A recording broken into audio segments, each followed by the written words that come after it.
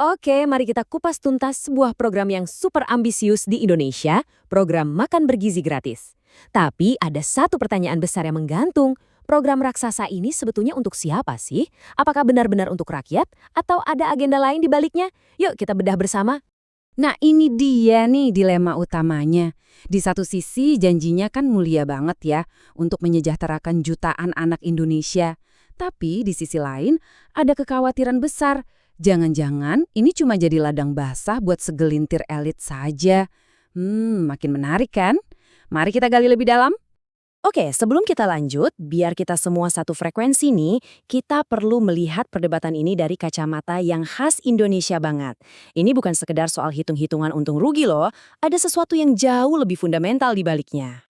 Nah, landasannya adalah sistem ekonomi Pancasila, atau kita singkat saja SEP. Coba deh bayangkan sebuah sistem ekonomi yang tujuan utamanya bukan cuma cari profit sebanyak-banyaknya, bukan, tapi tujuannya adalah keadilan dan kesejahteraan untuk semua, yang dijalankan bareng-bareng persis kayak satu keluarga besar. Dan pilar-pilar dari SPP ini keren banget. Ada kekeluargaan, artinya kita semua ini dianggap satu keluarga. Lalu ada gotong royong, ini dia semangat kerja bareng buat kepentingan bersama. Tentu semua ini didasari sama keadilan sosial dan komitmen kuat buat pemerataan.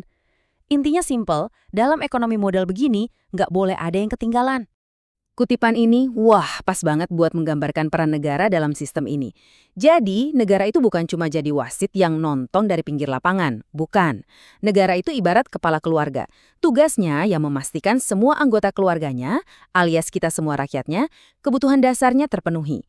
Konsep ini penting banget buat kita pegang supaya paham konteks program ini.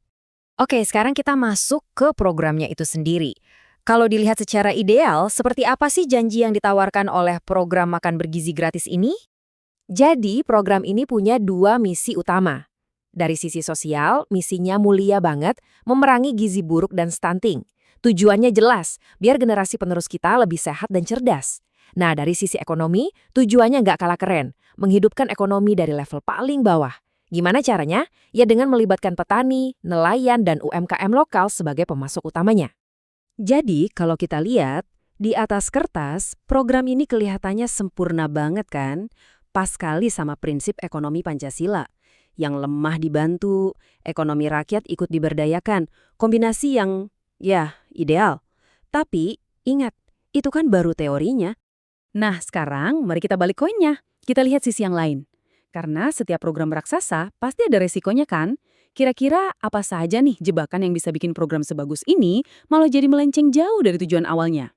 Di sini kita bisa lihat siapa yang berpotensi untung dan siapa yang bisa jadi buntung. Jelas, yang diharapkan jadi pemenang itu ya anak-anak sekolah dan keluarga kurang mampu. Tapi coba deh lihat sisi pecundangnya. Bisa jadi sektor publik lain, misalnya kesehatan atau pendidikan, anggarannya malah kepotong. Dan ini yang paling krusial, niatnya mau memberdayakan produsen lokal. Malah petani kecil bisa tersingkir kalau yang bermain nanti justru korporasi raksasa yang dikendalikan oleh elit politik. Padahal kita ingat lagi ya, visi ekonomi Pancasila itu jelas banget. Ekonomi itu dari, oleh, dan untuk rakyat.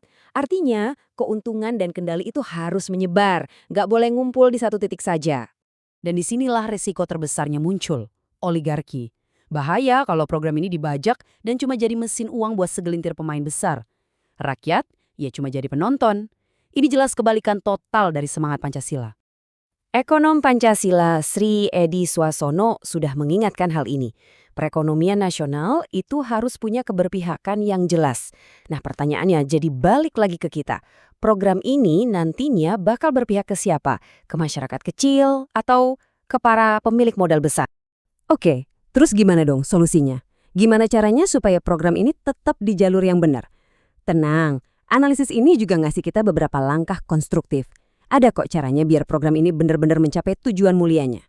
Nah, ini dia resepnya. Kuncinya ada di pelibatan.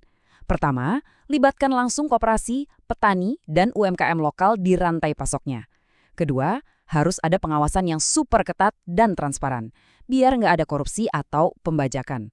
Ketiga, jangan cuma kasih makan, tapi juga kasih edukasi gizi dan pemberdayaan ekonomi.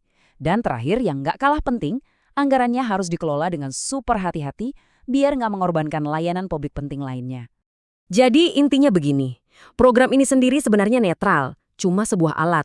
Apakah alat ini nanti akan membangun bangsa atau malah merusak, itu semua kembali lagi ke pelaksanaannya. Eksekusi adalah segalanya. Titik. Sebagai penutup, saya mau lempar satu pertanyaan buat kita renungkan bersama. Pada akhirnya nanti, program ini akan menyehatkan satu bangsa atau hanya akan memperkaya segelintir orang? Jawabannya, ya, waktu yang akan membuktikan. Terima kasih sudah menyimak.